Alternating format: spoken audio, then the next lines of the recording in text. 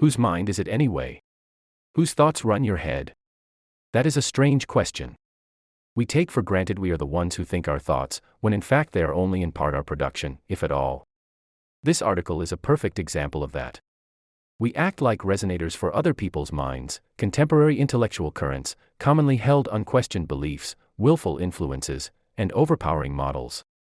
Our thoughts are socially constructed composites inside which those mental influencers weave themselves around our personal circumstances and general zeitgeist. This is a truth we keep parked under normal circumstances. Thoughts are thoughts, whether you think them or they're visiting. How are you going to function without them? They were designed to be useful, and evolved to present themselves as such, even when they are obsessive and defeating. Entire schools of thought have developed around critical thinking, and I have little to add to that, other than it doesn't hurt to question the thoughts which run your head, especially when they seem to bring damage to your life. Who wants you insecure, mediocre, afraid, weak? Who wants you to inherit your family's medical problems? Who decides what you can learn and whether your desires are embarrassing? At the very least, consider these two questions: who needs to give you permission to do things and who times your actions? Is what you think true, useful, and worth turning into a habitual thought pattern? We may not think every one of our thoughts, but we can see all of them as they pass through our minds. Think of this as going to the thinking store. You don't have to buy what you don't like, and in case the place doesn't have what you're looking for, by all means shop around and try new concepts for a change, even when they feel like they don't fit.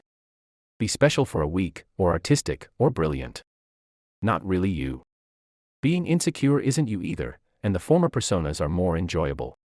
Take a deeply held belief and think its exact opposite for a while, just to see how it feels. Question something you hold as evident. You'll be surprised how that changes your perspective. Is the sky blue?